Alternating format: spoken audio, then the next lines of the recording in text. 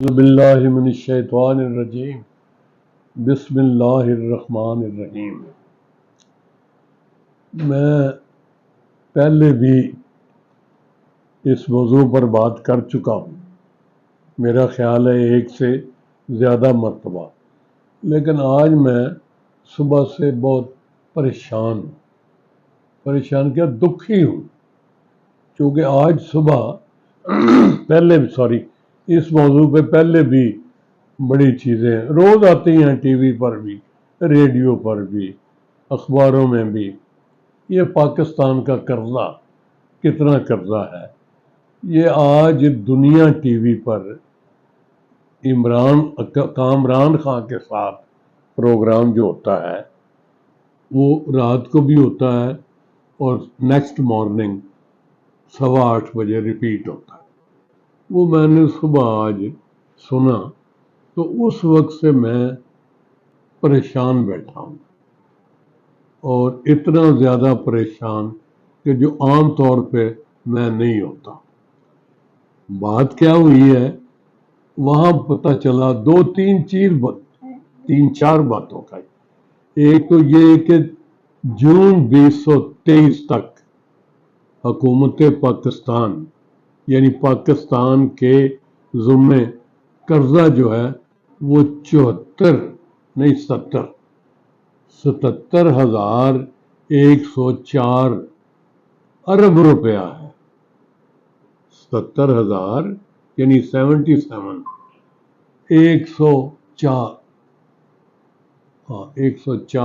ارب روپے ہے جو واجب الادا ہے، جس پر سود پڑ رہا ہے، جو پاکستان نے دینا ہے۔ مجھے بڑا سچی بات ہے، دکھ ہے اس بات کا کہ اگلی بات یہ ہے کہ جی ہمیں 14 ارب روپیہ ہر روز ہم قرضہ کھاتے ہیں روزانہ کے اخراجات پر، روزمرہ کے اخراجات پر، یعنی آج کا بھی جو دن گزرے گا تو 14 ارب روپیہ خرچہ ہے، اور جناب ہر پاکستانی جو ہے اس کے ذمے 2.5-3 لاکھ روپیہ قرضہ ہے۔ میں نے پہلے عرض کیا تھا کہ میں نے ایک دفعہ ایک عالم دین سے پوچھا کہ جناب یہ فرمائیں کہ یہ بات درست ہے، میں نے سنا ہے، پڑھا ہے کہ رسول کریم صلی اللہ علیہ وآلہ وسلم نے ایک جنازہ پڑھانے سے صرف اس لیے انکار فرمایا کہ یہ مقروض ہے، پہلے اس کا قرضہ اتارو پھر میں نماز اس کی جنازہ پڑھاؤں گا۔ تو میں نے پوچھا جناب اب جو پاکستان کا کوئی بھی شہری فوت ہو رہا ہے اس کے ذمے تو اتنا قرضہ ہے، اس وقت جتنا تھا، اب تو 2.5-3 لاکھ روپیہ ہے، اس سے شاید 1 لاکھ کچھ ہزار روپیہ۔ تو پھر یہ جو بندہ فوت ہو رہا ہے آج کل کوئی بھی، اس کا جنازہ جائز ہے، پھر اس کی نماز جنازہ ہو جائے گی؟ سوچ میں پڑ گئے۔ میں نے کہا جناب یہ تو جو جا رہا ہے چلو اس نے زندگی میں کچھ کھایا پیا، اس قرضے میں سے اس پر بھی خرچ ہوا، جو پیدا ہو رہا ہے، جو پاکستانی بچہ بچی پیدا ہو رہی ہے وہ قرضہ کے ساتھ پیدا ہو رہی ہے، اس پر بھی قرضہ ہے 2.5-3 لاکھ روپیہ، اس پر کس طرح جی؟ لیکن میں نے پہلے بھی کہا تھا کہ ہمارا کوئی پالیٹکس سے، پاکستان کی سیاست تو ویسے ہی عجیب و غریب قسم کی ہے، لہذا اس سے ہمارا کوئی تعلق نہیں، لیکن ویسے میں یہ ضرور چاہتا ہوں کہ جہاں لوگوں کو تعلیم دی جائے وہاں ان کی تربیت بھی کی جائے، لوگوں کو ان کے حقوق سے شناسا کیا جائے، لوگوں کو بتایا جائے کہ یہ جو سرکاری اخراجات ہوتے ہیں، یہ جو وزیر امراء اور بھاگے پھرتے ہیں لیفٹ رائٹ، کاروں کی کاریں اور مجمع، اور یہ سارے آپ کے خرچے سے ہیں، یہ میرے خرچے سے ہیں۔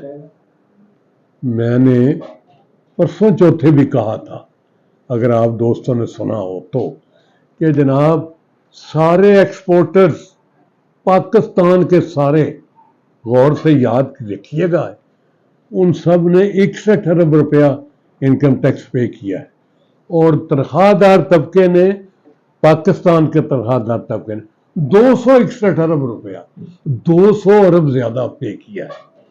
وہاں اندازہ فرما لیں سارے ایکسپورٹر سارے پاکستان کے، اس میں بڑے بڑے سارے شامل ہیں، انہیں ٹیکس دینا جرم سمجھتے ہیں. اچھا یہ بھی بات میں کسی پھر بات کروں گا کہ اشرافیہ اور مافیا ان دونوں کا مخرج ملتا ہے، نہیں اور بھی بہت ساری چیزیں ملتی ہیں. اشرافیہ اور یہ جی یہ میرا ڈرائیور ہر وقت جب رونے پیٹنے لگتا ہے، وہ جناب صاحب جی اے مافیا کا کام ہے سارا، ان کو پوچھنے والا ہی نہیں. تو اب میں روز کہتا ہوں کہ اشرافیہ اور مافیا یہ میں نہیں، وہ دیکھیں کیسی بات ہے. ورلڈ بینک کی ایم ڈی جو ہے عورت، اس نے کتنی مرتبہ یہ کہا ہے کہ پاکستانیوں ہم یہ نہیں چاہتے کہ حکومت پاکستان جو ہے یہ غریبوں کو ٹیکس لگائے، مزید ٹیکس کے ذریعے پیس دے ان لوگوں کو. ہم تو کہتے ہیں جو بڑے بڑے ہیں ان کو ٹیکس لگاؤ، جو زیادہ بہت بڑے مگرمچھ ہیں ان کو پکڑو. وہ اشرافیہ مافیا کو پکڑتے نہیں، اور غریبوں پہ، اور کیا ہے کھانے پینے کی چیزیں، گندم پہ، آٹے پر، فلانی چیز پر فلانی، وہ پتہ ہے کہ سب نے کھانی ہے. آپ سب لوگوں کو پتہ ہے نا کہ 17% جی ایس ٹی جو شاید 18 کر دیا پچھلی دفعہ، 18%، یہ وہ G S T general sales tax جو ہر چیز پر لگتا ہے. ایک غریب جو مانگ کے پیسے بھیک مانگ کے لیتا ہے نا مجھ سے آپ سے 10 روپے اکٹھے کر کے، وہ بھی جو چیز کھانے پینے کے، ایک کپ چائے بھی پیے گا تو اس پر اس نے جی ایس ٹی دینا ہے. اور جو بہت بڑا امیر آدمی ہے جس کے پیسے گنے نہیں جاتے جتنے ڈالر ہے اس کے پاس، وہ بھی اتنا ہی ٹیکس دے گا. یہی وجہ ہے کہ غریب تر ہوتا جا رہا ہے، اور ہوتا رہے گا، اور امیر تر ہوتا رہے گا. تو جناب میری پریشانی کی وجہ میں نے آپ کو بتا دی ہے. صبح سے میں یہ دیکھ رہا ہوں کہ جناب 70,104 روپے، ہزار ارب روپے یہ پاکستان نے ٹیکس دینا ہے، جس کا سود بھی وہ دے رہا ہے. اچھا ایک اور بات سن لیں کہ جو یہ بھی بات صبح ہو رہی تھی کہ جو مزید ٹیکس لیتے ہیں نا وہ پچھلے ٹیکس کی سود کی قسطیں دینے کے لیے ہوتا ہے. اس سے بڑا ظلم کوئی ہو سکتا ہے؟ یعنی آپ ٹیکس اور لے رہے ہیں، پنجابی میں پرانے زمانے میں اور یہ ہوتا تھے وال جکڑیا ہوا ہے سود وچ. تو یہ بھی بتائیں، میں صبح ایک بندے سے پوچھ رہا تھا، میں کہ یار بھائیا گل سن، وہ تو کتنا قرضہ لیا ہے؟ بہو جی میں تو ایک پیسہ نہیں لیا. من کون قرضہ دینا ہے؟ کہ میں کہ ایمان نال میں بھی ایک پیسہ نہیں لیا. اتنے کھلو جانے ہاں تے سڑک تے بندے کٹھے کر لینے ہاں. پوچھو شاید ہی کوئی بندہ ہوئے جڑا یہ آکھے کہ جی میں قرضہ لیا ہے. وہ ہوئے گا بھی تو ایویں 10-20 ہزار کے دینا ہوئے گا. وہ اللہ دے نیک بندے ہو، یہ سارے پھر اینے جڑے خرباں روپیے نے یہ کنے قرضہ لیا ہے تے کنے دینا ہے؟ وہ لیا وڈیا بندیاں نے یہ دینا میں تسی ہے، وہ دا سود میں تسی بھرنے. یار ایک بار یہ میرے پیارے دوستو ایک بار یہ گل کرنی پینی ہے کہ جی سانوں یہ دسیا جائے. جیڑی گورنمنٹ آندی ہے وہ کہندی خزانہ خالی ہے، وہ پچھلے سارے کھا گئے نے تے اسی ان بھرنا ہے. جب وہ جاندی ہے تے اگلی گورنمنٹ آندی وہ کہندے سارا کچھ کھا گئے، وہ تو خالی خزانہ چھڈ کے گیا نے.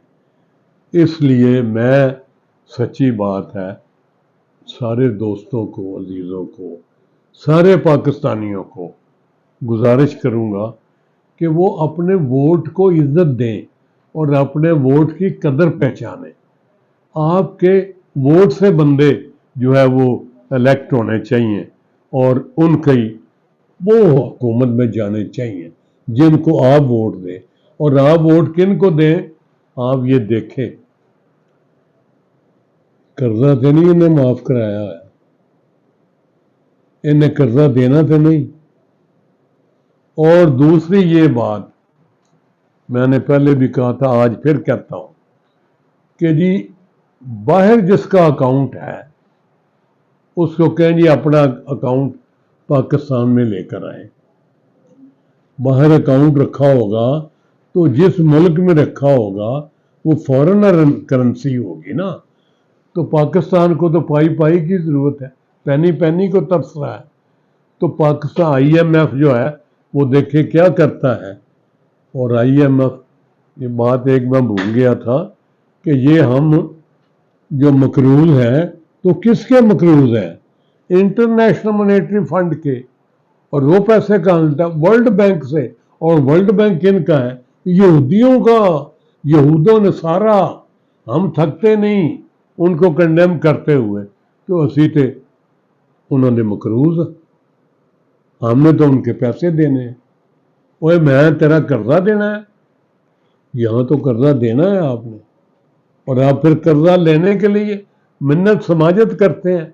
हमारे वजीर आजम साहब जो पहले थे इमीडिएटली प्रीसीडिंग पीरियड में, तो वो ये फरमाते थे कि मैं जहां जाता हूं लोग मेरा मुंह देख के ही कहते हैं ए मंगन वाले आ गए ने। तो मैं कहना यार असी मंगन नहीं आए लेकिन मजबूरी है।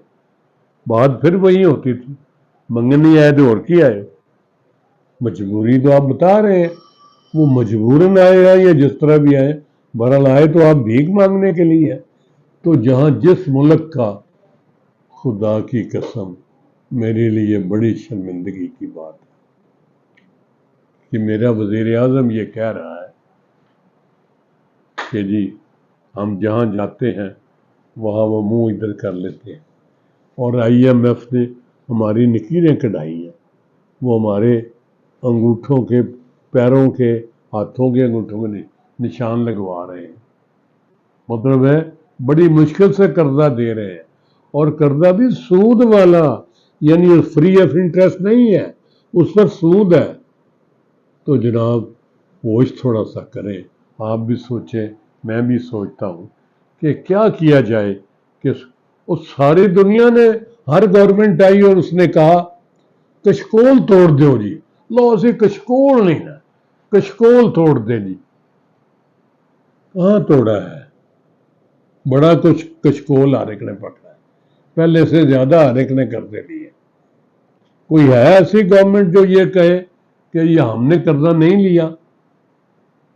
खुदा के लिए कोई ऐसा सिस्टम करे कि लोग जो आइंदा आए हुकूमत में वो कुछ इस किस्म के बंदे होने चाहिए जो वो स्कीम को कामयाब करें और चलाएं।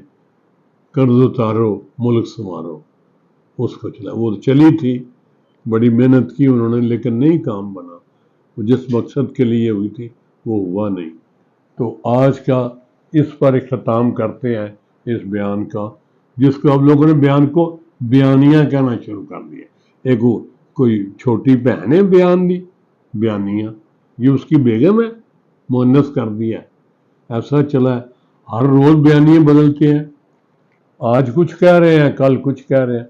तो आप तमाम सियासतदानों का अंदाज़ा लगाएं, उनको एग्जामिन करें, उनको उनका हिसाब किताब करें।